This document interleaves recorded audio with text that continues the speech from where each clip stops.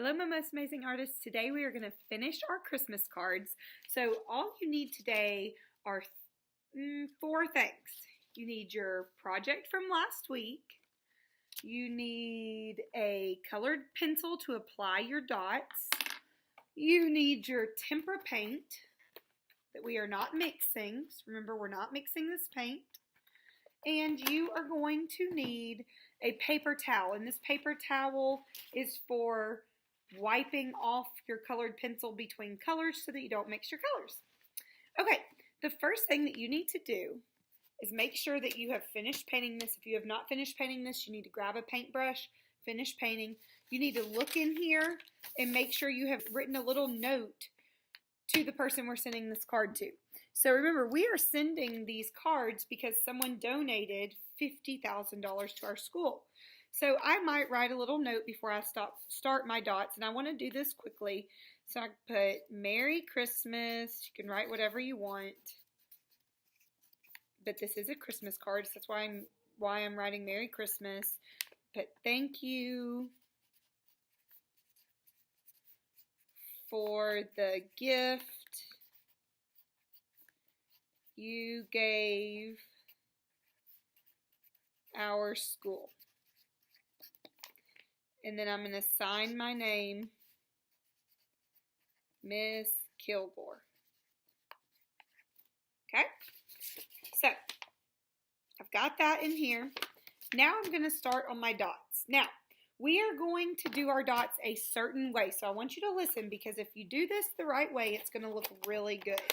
You want to make lines of color, and I don't care what colors you use. That is totally up to you. But you want to get lines of color. So my white has run out over here.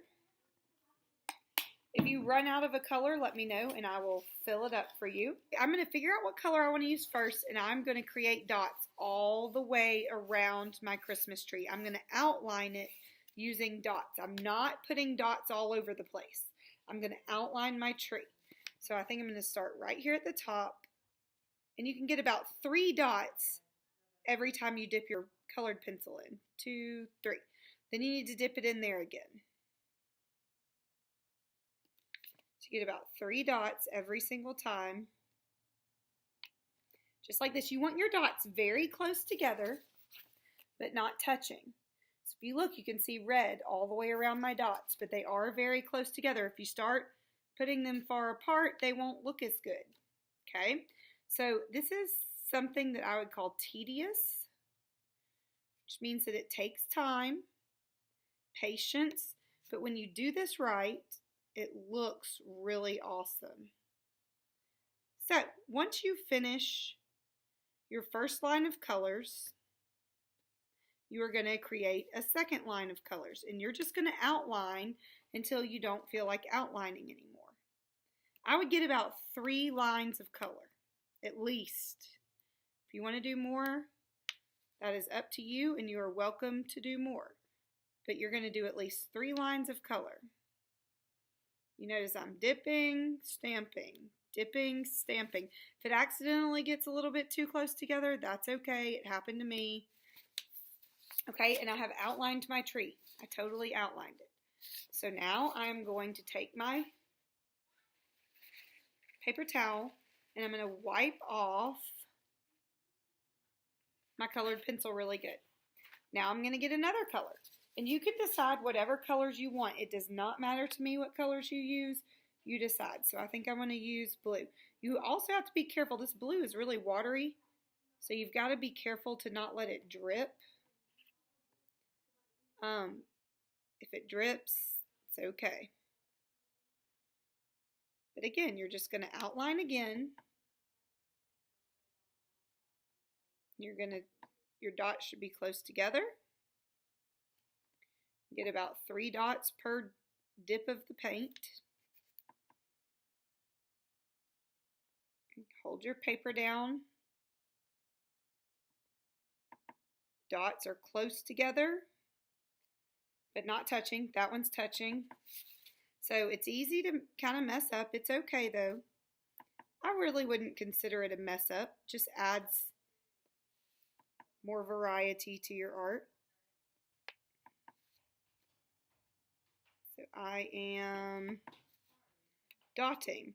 Okay, now I'm going to stop for a minute. You can also do small dots, and then I will finish mine off camera and show you what it looks like. So let's say that I wanted to put Christmas lights on here. I could, before I start painting, I could kind of create a little bit of detail with a Sharpie. You don't have to do that, but that kind of looks like the strands of lights. Then I could take my small part of my colored pencil, the point end, and dip it in paint, and I could create little Christmas lights.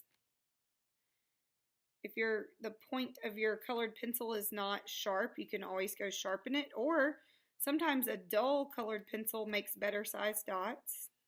Some of these are very tiny, but I'm just using as much red as I want, and then I'll go get another color. So Christmas lights are usually all different colors. I'm going to wipe off my colored pencil before I go get another color. It will stain the colored pencil. That's okay as long as you've wiped off most of the paint. Okay, and then I think I'm going to get orange.